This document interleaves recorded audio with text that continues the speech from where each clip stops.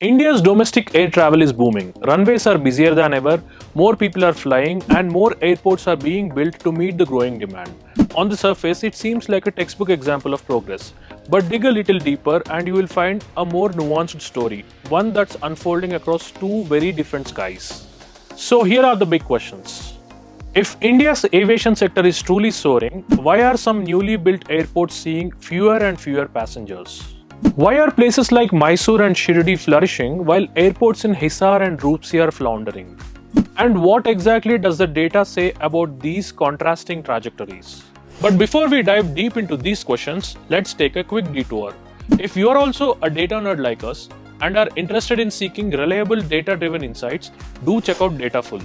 Trusted by over 20,000 registered users, it offers more than 16,000 clean, structured, and ready-to-use datasets across 50+ sectors, exclusively sourced from government and multilateral agencies. To know more, click the link in the description. Now back to the story. Over the last decade, India has witnessed a remarkable surge in domestic air travel. Between 2014 and 2024, passenger traffic increased by a whopping 143%, which translates to a compound annual growth rate of roughly 9.3%. But it wasn't a smooth ride throughout. In 2020, India's aviation sector hit rock bottom as COVID-19 grounded flights, shut terminals, and sent passenger numbers plummeting. The skies went eerily silent. However, in the years that followed, this sector made an impressive comeback. As restrictions eased and travel confidence returned, passenger volumes surged. Today, more Indians are flying than ever before, a strong testament to rising aspirations, growing incomes, and increasing regional connectivity. To support this growing momentum, India launched nearly 40 new airports between 2015 and 2022. It was part of a deliberate push to decentralize aviation infrastructure and bring air travel to more remote parts of the country. And in many places, this approach worked. Airports like Durgapur in West Bengal grew by over 80% per year thanks to the thriving industrial activity. Ozar near Nashik is growing at over 50% annually thanks to religious tourism.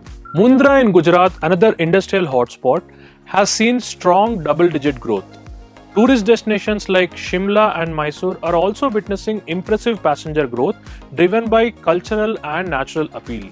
But not all airports have had such a smooth takeoff. Despite the national boom, 14 of the 40 new airports are actually shrinking, recording negative annual growth since their launch.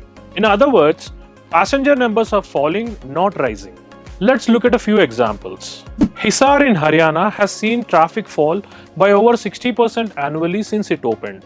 The demand simply wasn't there. Roopsi in Assam is seeing steep decline due to basic operational issues, things like poor runway lighting. Pondicherry is facing stiff competition from the much larger Chennai airport just a few hours away. Kalaburgi in Karnataka, Bhatinda in Punjab, and Darbhanga in Bihar all show signs of stagnation due to limited infrastructure and poor integration with the regional economy. So what's driving this split between the high flyers and the non-starters? Three big insights stand out. First, airports must be planned based on real demand, not just hopeful projections. In places like Hisar or Roopsi, infrastructure was created without clear evidence of sustained passenger potential. Meanwhile, airports like Shirdi, which cater to millions of annual pilgrims, saw immediate and sustained uptake. Second, local economic drivers are key. Airports succeed when they serve regions with strong tourism appeal, religious significance, or industrial hubs. That's why cities like Mundra, Shimla, and Durgapur are pulling ahead. And third, airports don't function in isolation. They need strong last-mile connectivity, local infrastructure, and integration into the broader economic ecosystem. Without those, even the most modern terminal can feel empty. So what does all of this tell us? India's aviation ambition is bold, and it should be.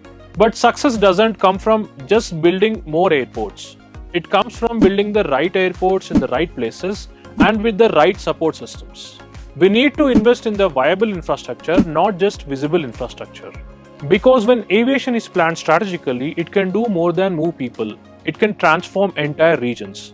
What strategies do you believe are most crucial for ensuring airport viability in rapidly developing economies?